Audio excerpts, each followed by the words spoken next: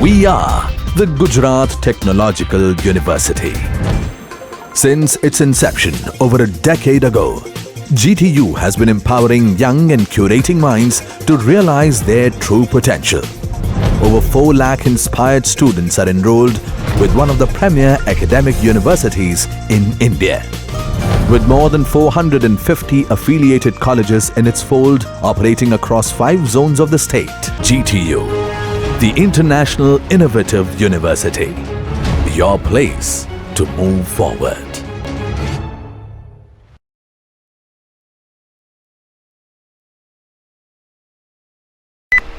Welcome friends.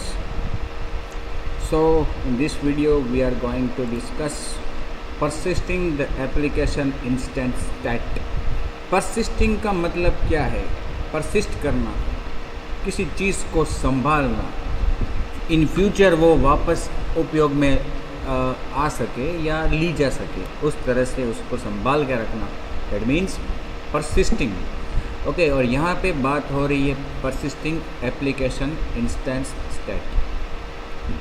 ये शब्द कुछ जाना पहचाना लगता है हमें, क्योंकि अगला ही वीडियो, इसके पहले का जो वीडियो था उसमें demo of life cycle of activity और एक्टिविटी की लाइफ साइकिल, दोनों ही वीडियोस में कई बार इस शब्द का उल्लेख हुआ है, परसिस्ट.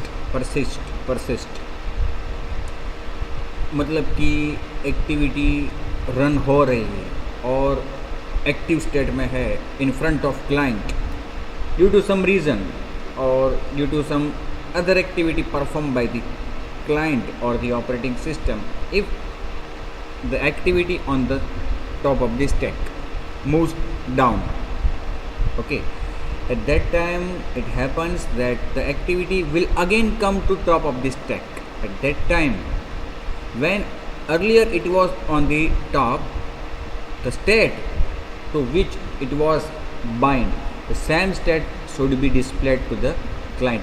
अदरवाइज क्लाइंट को क्या लगेगा कि ये एक्टिविटी शुरू से रन हुई वापस, मतलब कि क्लाइंट के सामने वो एक्टिविटी थी और अचानक से वो गायब हो गई किसी और एक्टिविटी के आने से, और जब वो एक्टिविटी जो चली गई है वो वापस आती है तो क्लाइंट ने उसे लास्ट में जिस अवस्था में देखा था उसी अवस्था में वो होनी चाहिए.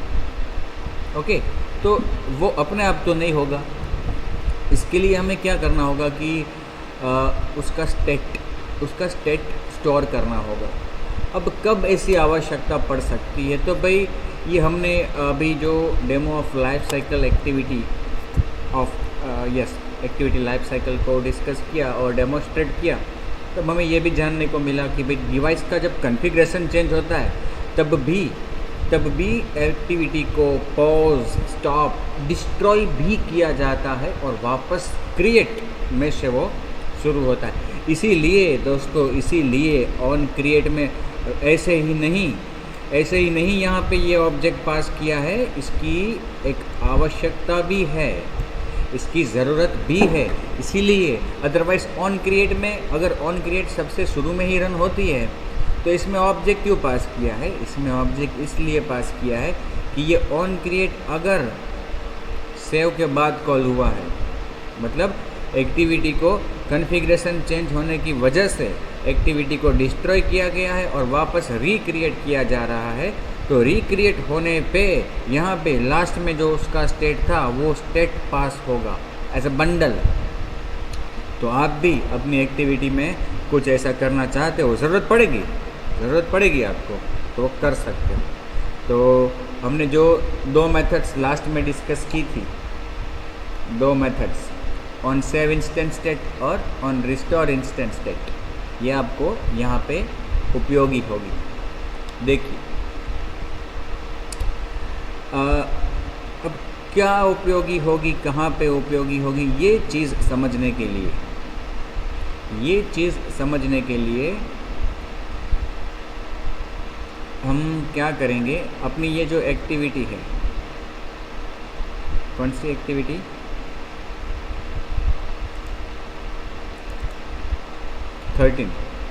और उसका लेआउट.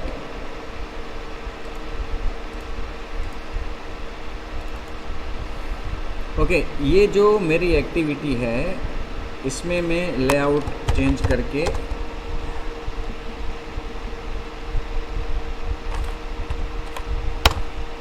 चलिए इसको नहीं चेंज करना है। अपनी जो इसके पहले वाली डेमो में हमने एक्टिविटी डिस्कस की थी ना 11,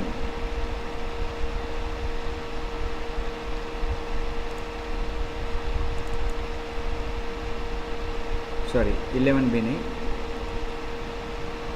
12, उसको ही डिस्कस करते हैं, उसमें ही मतलब चेंज करते हैं। तो यहाँ पे मैं लेआउट क्या कर दूँगा अभी,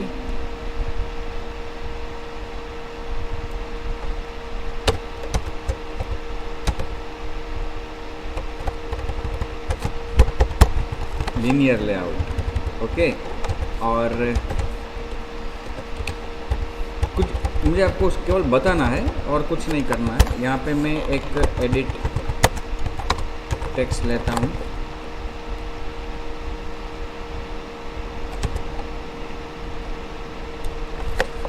विथ वेब कंटेंट आईडी, इसका ID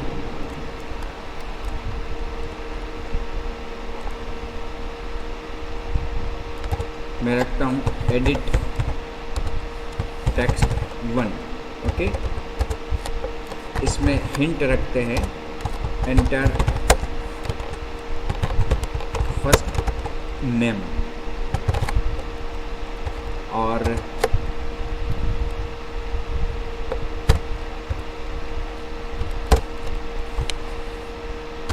input type person name,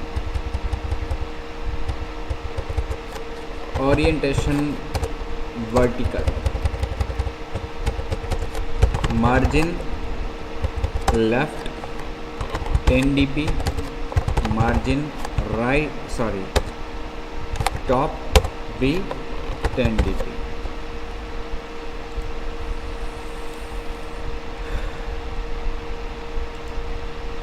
इसी तरह से एक दूसरा एडिट टेक्स्ट लेता हूँ मैं, edit text 2, enter last name,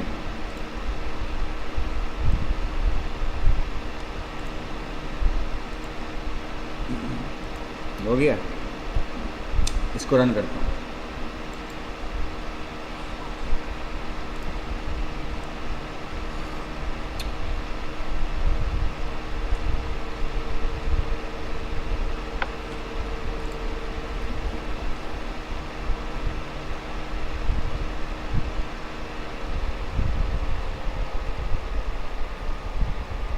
अभी रन नहीं हुई है।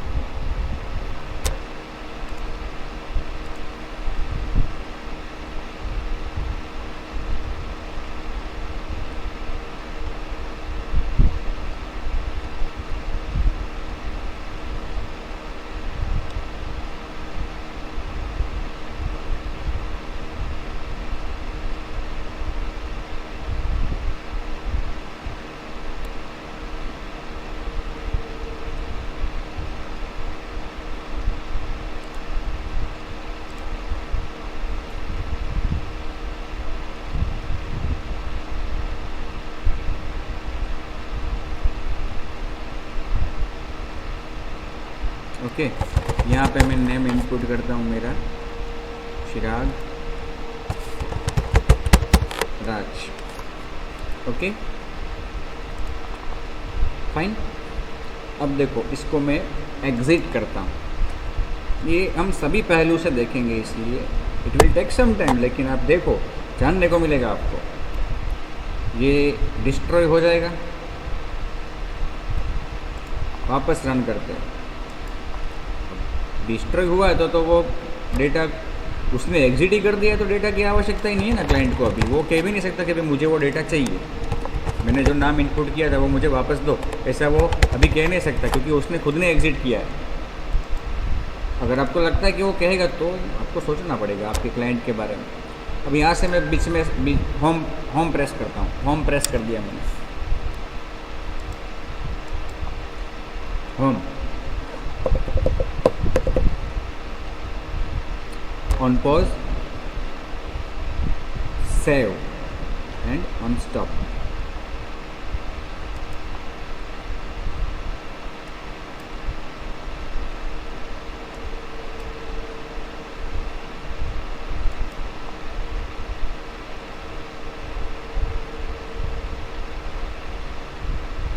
डेटा आ गया।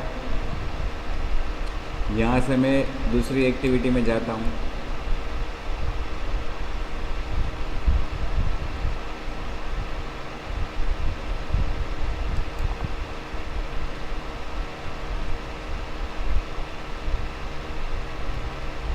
दूसरी एक्टिविटी, वापस पहली एक्टिविटी में आता हूँ।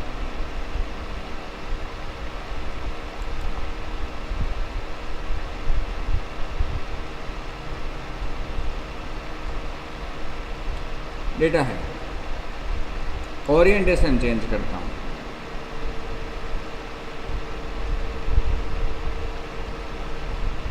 डेटा है,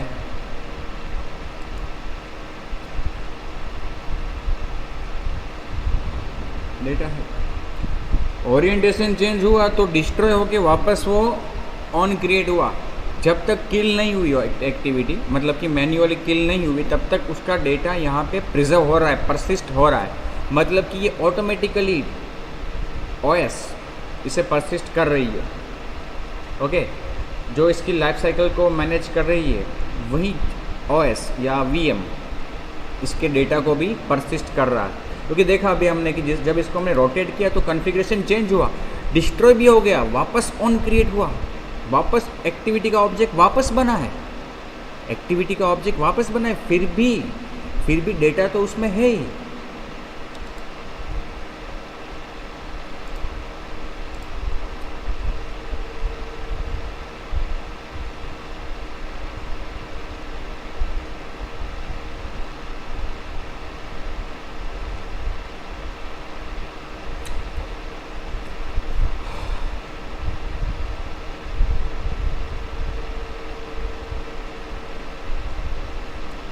अब देखिए, मैं लेआउट में एक चेंज करता हूँ। 2 एडिट टेक्स्ट है हमारे पास।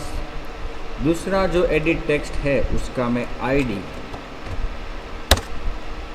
रिमूव करता हूँ।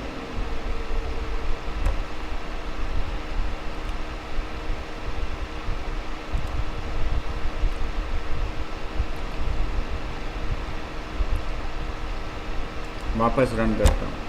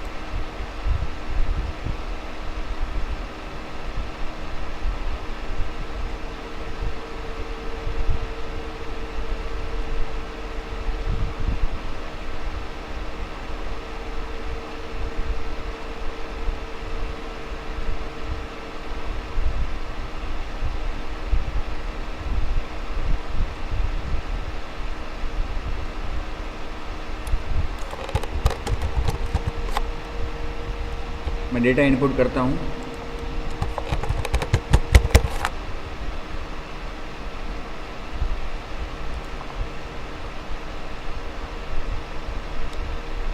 होम क्लिक करता हूँ, होम बटन।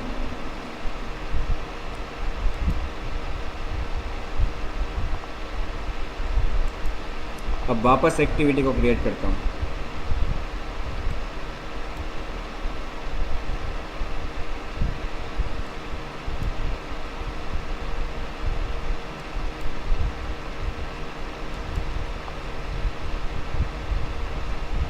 रन करता हूँ। डेटा है, यहाँ से दूसरी एक्टिविटी पे जाते हैं।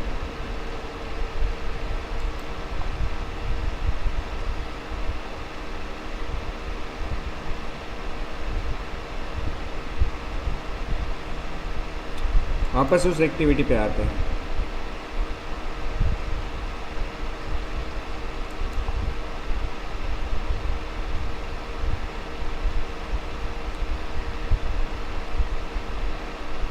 डेटा है। अब मैं इसको रोटेट करता हूँ।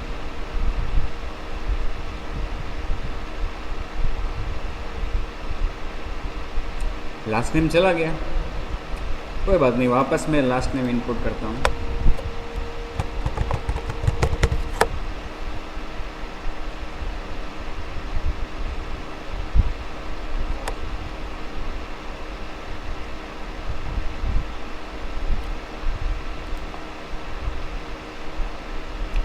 वापस मैं इसको रोटेट करता हूँ। चला गया। क्यों चला गया? पहले तो नहीं जा रहा था, तो अब इसलिए चला गया क्योंकि उसका आईडी मैंने निकाल दिया है। तो ऐसे व्यूज़ कि जिनको आपने आईडी दिया है वो ऑटोमेटिकली उसका स्टेट परसिस्ट होता है।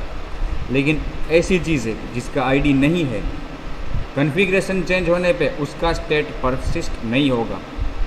तकलीफ़ कब हुई? जब कॉन्फ़िगरेशन चेंज हुआ, रोटेशन हुआ तब। अदरवाइज़ होम बटन प्रेस किया, दूसरी एक्टिविटी पे गए, तब कुछ चेंज नहीं हुआ था। लेकिन जब कॉन्फ़िगरेशन चेंज हुआ रोटेशन करने से, तब वो दूसरे एडिट टेक्स्ट की वैल्यू चली गई। और भी एक चीज़ आपको बताता हूँ। सपोज़ कि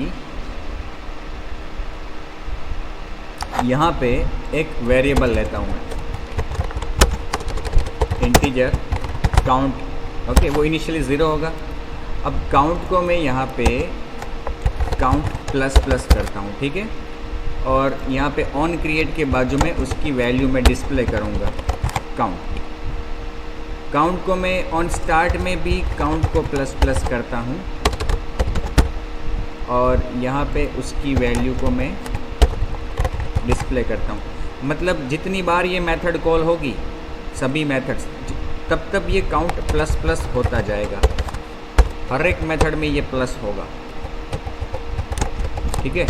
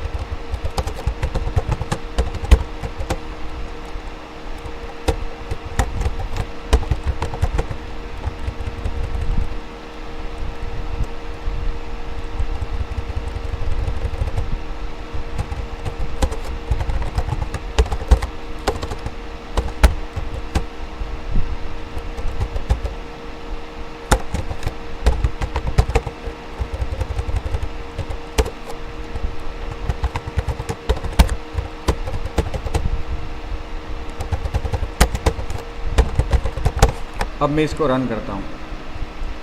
तो काउंट तो इंस्टेंस वेरिएबल है, तो जितनी बार ये मेथड्स कॉल होगी सभी में ये प्लस प्लस होता जाएगा, ठीक है। तो उसकी वैल्यू, ये मेथड्स जो जितनी बार कॉल होगी उतनी बार इंक्रीमेंट होती रहेगी।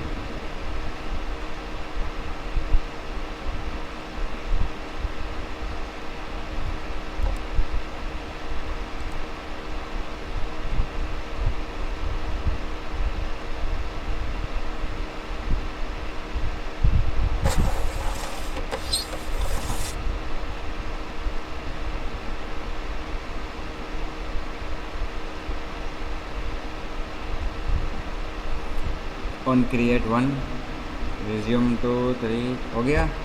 अब मैं सपोज़ होम बटन प्रेस करता हूँ,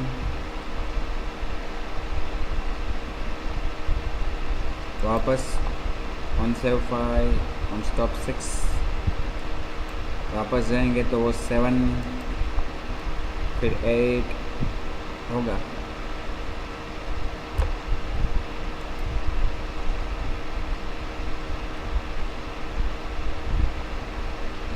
यहाँ से दूसरी एक्टिविटी में जाएंगे,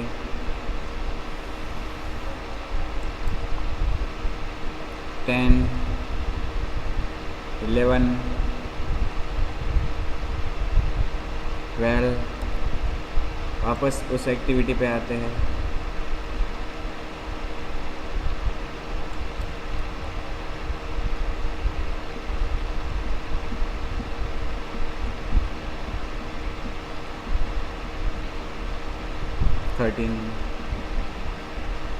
अब ओरिएंटेशन में चेंज करता हूँ।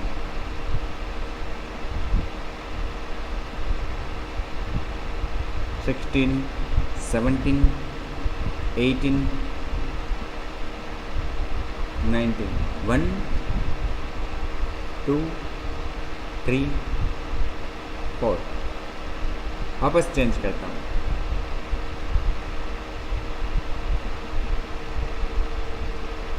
5, 6 वापस 7, 8, 1, 2, 3। तो यहाँ पे इसका मतलब क्या होगा कि लोकल वेरिएबल्स जो है या फिर वेरिएबल्स, उनकी वैल्यू भी परसिस्ट नहीं होती। हमने देखा जिसका आईडी नहीं है ऐसा व्यू भी परसिस्ट नहीं होगा, और ये लोकल वेरिएबल्स भी जब हमने रोटेशन किया तो काउंट की वैल्यू वापस ज़ीरो हो गई, क्योंकि वो एक्टिविटी का ऑब्जेक्ट ही वापस बना है। और ये जो काउंट है वो तो एक्टिविटी से जुड़ा एक इंस्टेंस वेरिएबल है, इस क्लास का इंस्टेंस वेरिएबल। जैसे ही इस क्लास का ऑब्जेक्ट बनेगा वो इनिशियलाइज वापस ज़ीरो से हो जाएगा।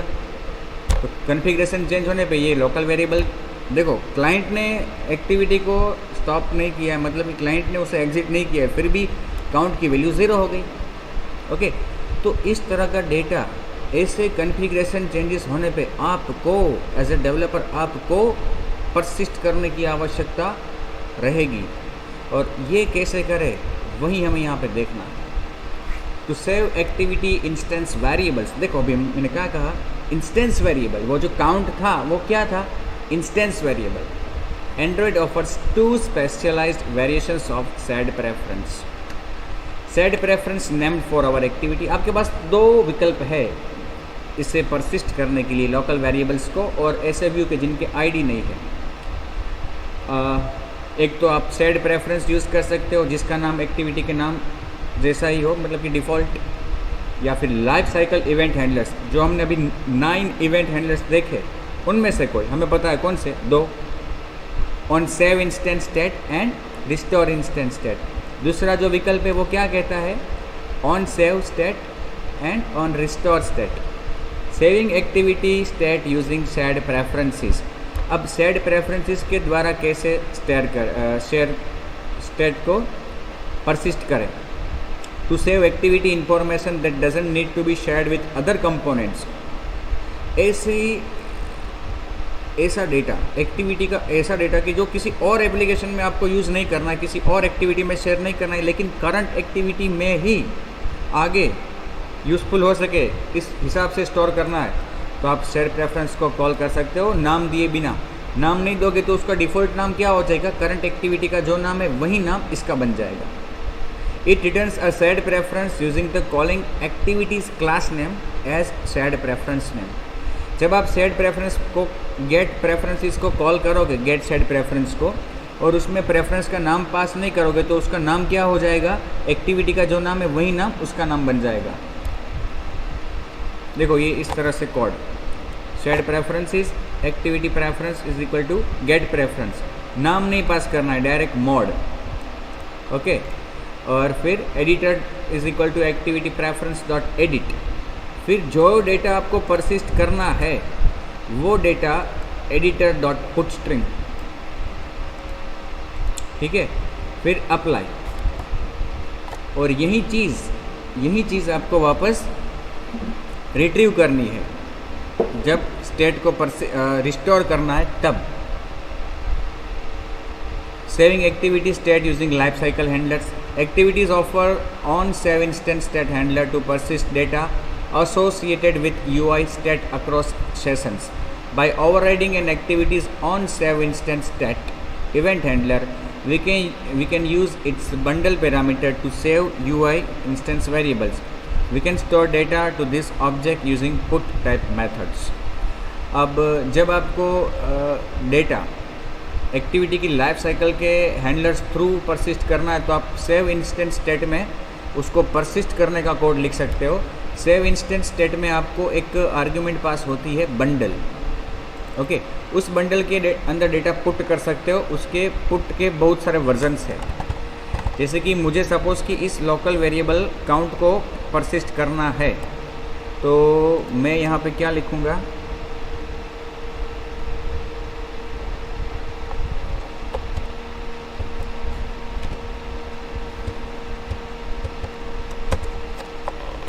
बंडल का नाम क्या है, आउटस्टेट डॉट पुट, नाम रखता हूँ काउंट और वैल्यू भी उसकी काउंट,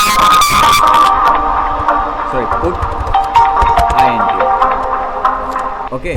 यहाँ पे पुट करने का आपको उसे, फिर देखो सेव इंस्टेंट स्टेट में हमने जो डेटा परसिस्ट करना है उसको पुट किया, ओके। फिर आपको this method will be called when ever an activity completes it's active life cycle. देखा हमने कि पॉज के बाद और स्टॉप के पहले ये save method, save instant state call होती है।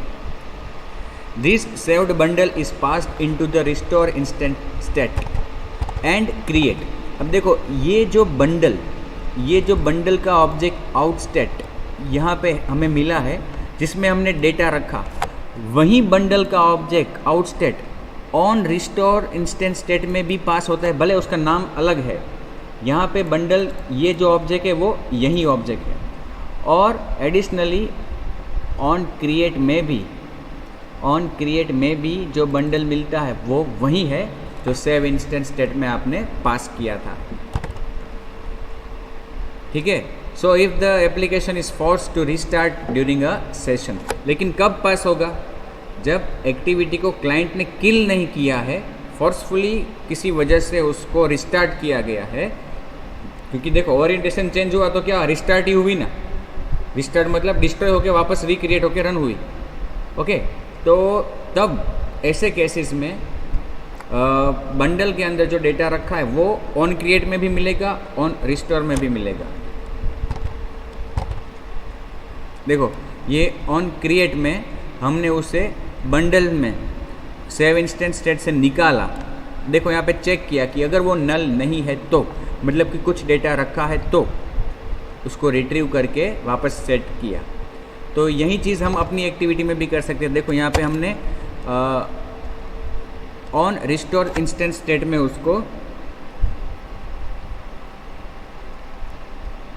सॉरी आउटस्टेट डॉट पुट int किया ऑन सेव इंस्टेंट स्टेट में। तो यहाँ पे हम चेक कर सकते हैं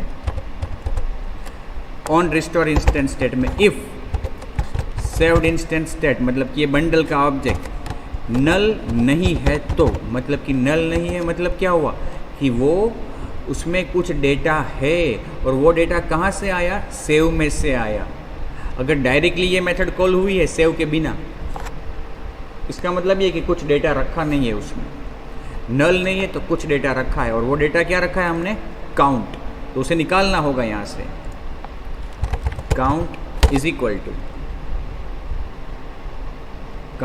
इक्वल टू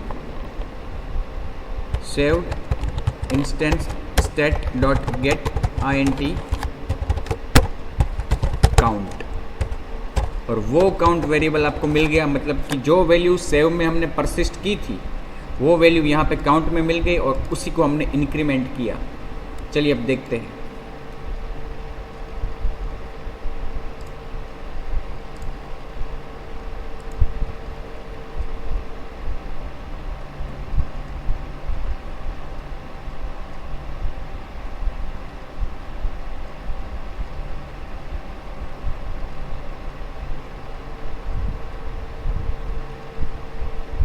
देखो on pause, on save, on sex, on stop 6, on restart, on start, on resume 9, okay.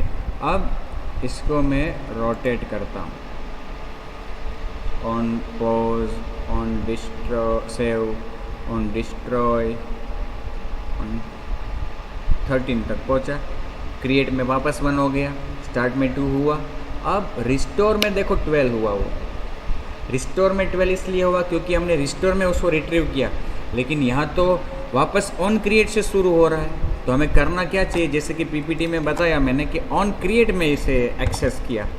तो इसी कोड को, जिस कोड को हमने यहाँ पे इस तरह लिखा है, वही कोड एक्चुअली यहाँ से रिमूव करके ऑन क्रिएट में लिख देना है।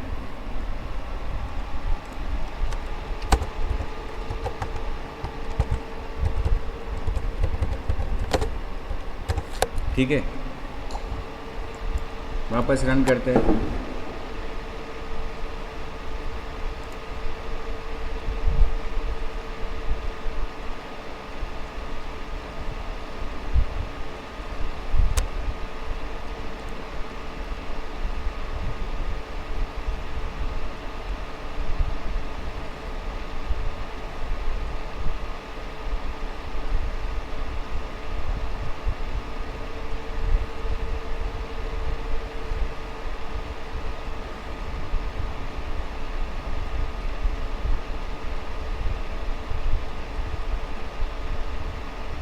देखो ऑन रिज्यूम 9 हुआ। अब इसको ओरिएंटेशन चेंज करते हैं।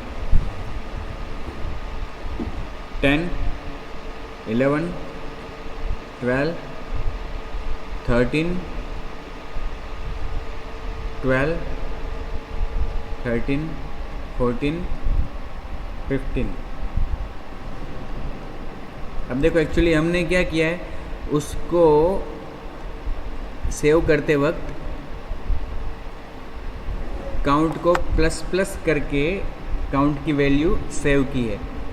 तो काउंट की वैल्यू हमने जो परसिस्ट की है वो यहाँ पे अगर डिस्प्ले हो जाती है 12, तो वो 12 यहाँ पे परसिस्ट होके इसमें परसिस्ट होगी 12, और वो हमें मिल रही कहाँ पे, ऑन क्रिएट में। ओके, की काउंट 12।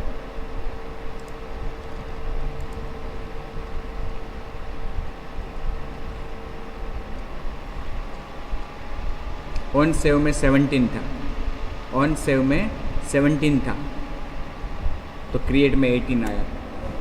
मतलब सेव में जो सेव हो रहा है उसके बाद की वैल्यू क्रिएट में देखने को अपने को मिलेगी। एक्चुअली यहाँ पे तो हमने क्या किया है कि सभी मेथड्स में डिस्प्ले किया है, इंक्रीमेंट किया है, इसलिए वो इंक्रीमेंट होता रहेगा। लेकिन सेव में जो था वही वैल्यू मिलती है क्रिएट में, है ना। अब सपोज हम इसको बंद करते हैं,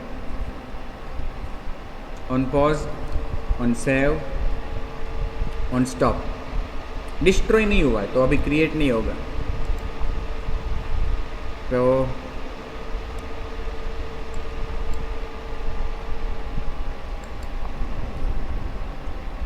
रिस्टार्ट होगा। तो देखो यहाँ पे वैल्यू परसिस्ट करने की आवश्यकता नहीं पड़ी। ओके, इसी तरह से अगर हम दूसरी एक्टिविटी को रन करते हैं,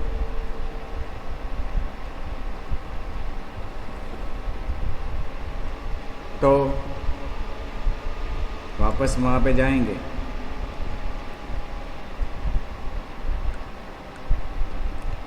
तो कॉन्फ़िगरेशन चेंज नहीं हुआ है, इसलिए डेटा परसिस्ट हो रहा है। ये हमने किया इवेंट हैंडलर्स के द्वारा, activity life cycle event handlers के द्वारा। यही चीज़ हम कर सकते हैं सेड प्रेफरेंस के द्वारा, इस तरह से। ठीक है, इस शेड प्रेफरेंस को मैं क्रिएट करता हूँ ऑन क्रिएट में। Shared preference is equal to get shade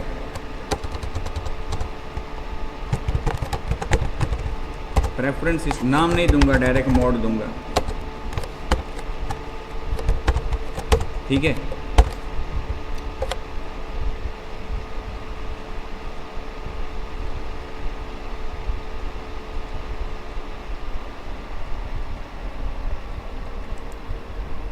हमने यहाँ पे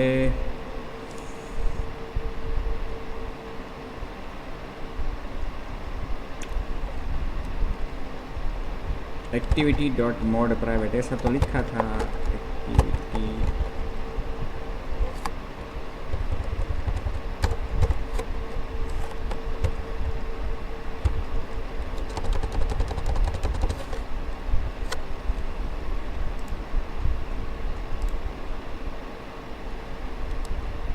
मतलब कि अभी जो API लेवल हम यूज़ कर रहे हैं उसमें ये एक ही हमारे पास सुविधा उपलब्ध है, इसको हमें पास करना ही होगा। ओके, कोई बात नहीं, जो नाम रखना है रख सकते हैं। एक्टिविटी का नाम जो है वहीं रखते हैं, मेन 12 एक्टिविटी, मोड प्राइवेट।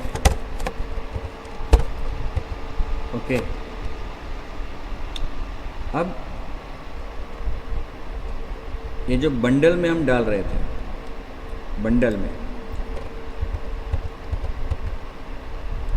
उसको निकाल देता हूँ। ओके, बंडल में जो हम डाल रहे थे उसको निकाल दिया, उसकी जगह पे सेड प्रेफरेंस में डालेंगे हम। और सेड प्रेफरेंस में मॉडिफिकेशन करने के लिए एडिटर, ठीक है ना, यहाँ पे shared preference dot editor, editor is equal to shared preference dot edit. अब उसमें मैं वैल्यूज़ को पुट करूँगा यहाँ पे save instance statement, editor dot put integer, नाम उसका काउंट, वैल्यू उसकी काउंट, और इसी काउंट को मुझे रिट्रीव करना है। हाँ, और एक चीज़ बता दूँ आपको कि जब हम सेड प्रेफरेंस का यूज़ करते हैं ना, तो हम सेव इंस्टेंस स्टेट की जगह हम कहाँ पे ओवरराइड करेंगे पता है आपको? ऑन पॉज में, क्योंकि जब सेड प्रेफरेंस का यूज़ होता है तो वो ऑन पॉज में लिखा जाता है।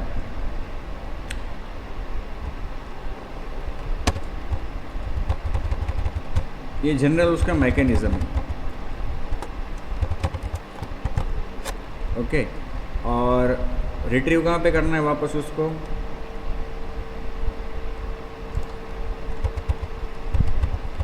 ऑन क्रिएट में, यहाँ पे। अब ये कंडीशन लिखो तो भी कुछ असर नहीं होगी। चलो, ये कंडीशन के अंदर ही हम वो चीज़ करते हैं, क्या? Count is equal to shared preference dot get INT count and default value 0। ठीक है, पहले जो हमने रिट्रीव की थी काउंट की वैल्यू, वो बंडल में से की थी। अब हम सेड प्रेफरेंस का यूज़ कर रहे हैं, क्योंकि हमने यहाँ पे देखा there are 2 mechanisms for persisting the applications instance state, shared preference and activity life cycle event handlers.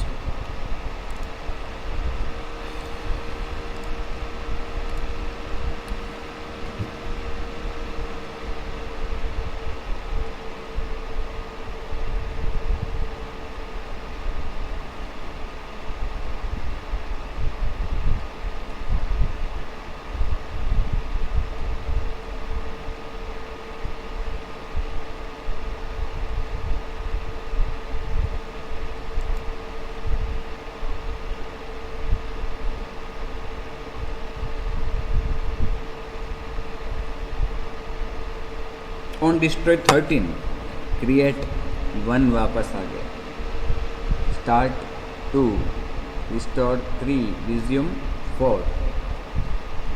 इसका कारण मित्रों ये है कि मैंने एडिटर में पुट करके उसको अप्लाई नहीं किया।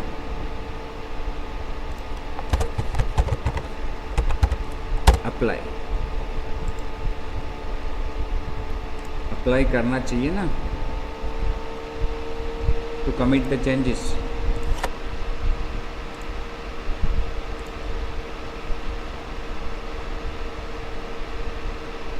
वन 2 3 4, अब देखो 4 5 6, डिस्ट्रॉय में 7, क्रिएट में 5। क्रिएट में 5 क्यों आया? क्योंकि हमने पॉज में जब उसकी वैल्यू 4 थी, पॉज में 4, तब उसको परसिस्ट किया था, इसलिए। ठीक है, वापस उसको रोटेट करते हैं। 9, 10, 11, 12, वापस 10, इसलिए कि पोज में उसकी वैल्यू 9 थी। 11, 12। ओके, अब और एक चीज़ आपको बताता हूँ कि हम यहाँ से एग्जिट करते हैं।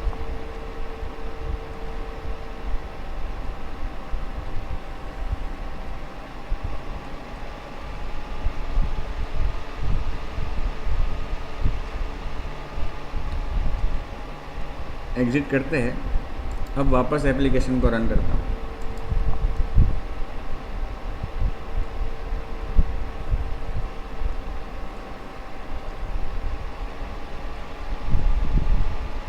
ठीक है, तो वो पहले से शुरू हुआ। पहले से वो शुरू इसलिए हुआ कि हमने यहाँ पे कंडीशन लिखी है ये कि सेव्ड इंस्टेंस स्टेट।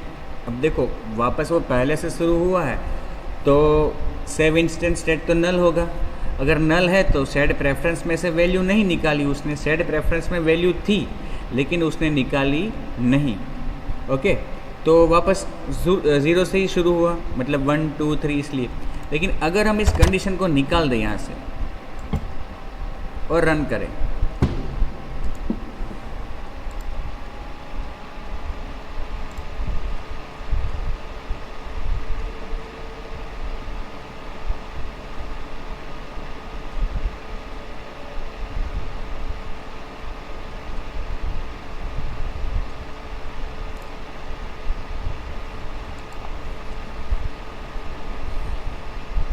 डिस्ट्रॉय 20,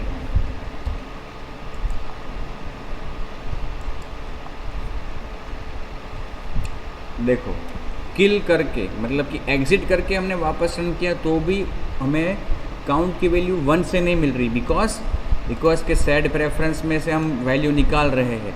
तो सेड प्रेफरेंस में तो डेटा एप्लीकेशन डिस्ट्रॉय होने के बाद भी डेटा परसिस्ट होता है उसमें। तो सेड प्रेफरेंस का यूज़ करते हो आप, तो ये आपको ध्यान में रखना है कि सेड प्रेफरेंस तो डेटा के एक्टिविटी के डिस्ट्रॉय होने के बाद भी मेमोरी में रहता है और वो डेटा हमें वापस भी देता है। तो अगर आप सेड प्रेफरेंस में डेटा को रखते हो और आपको एक्टिविटी को डिस्ट्रॉय करने के बाद वापस पहले से ही शुरू करना है, तो ये कंडीशन यहाँ पे लिखनी है।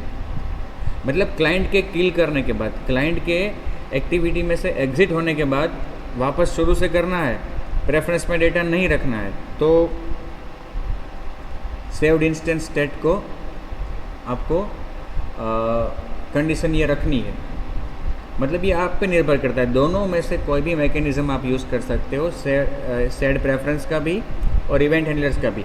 लेकिन इवेंट हैंडलर का मैकेनिज्म है वो केवल एक्टिविटी का जो एग्जीक्यूशन चालू है, सेशन उसका चालू है, तब तक ही वो डेटा को परसिस्ट करेगा। एक्टिविटी को क्लाइंट ने एग्जिट कर दिया उसके बाद वो डेटा को परसिस्ट नहीं करेगा, बट सेड प्रेफरेंस करेगा। तो ये आप पे निर्भर करता है कि आपको डेटा कब तक परसिस्ट करना है। नेक्स्ट एग्जीक्यूशन क्लाइंट एक्टिविटी में से एग्जिट होने के बाद जब वापस उसे रन करता है तब भी वो डेटा आपको चाहिए तो प्रेफरेंस का यूज़ करो। लेकिन आपको डेटा एग्जिट करने के बाद नहीं चाहिए, क्लाइंट एग्जिट करता है उसके बाद वो डेटा नहीं चाहिए, तो आप इवेंट हैंडलर का यूज़ करो। दोनों ही विकल्प आपके पास अवेलेबल है। एडिशनली हम इस सेड प्रेफरेंस को क्लियर भी कर सकते हैं, लेकिन वो क्लियर हम कब करेंगे?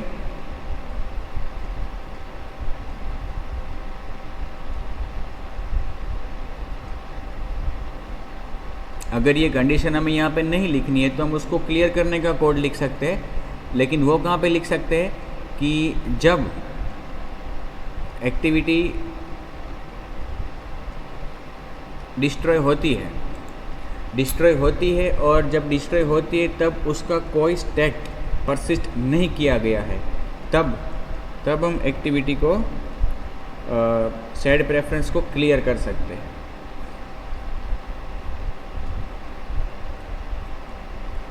ठीक है, तो ये था मित्रों persisting activity state. Okay, next video में आपको मैं एक छोटा सा एग्जाम्पल दूंगा इसका। तब तक के लिए धन्यवाद।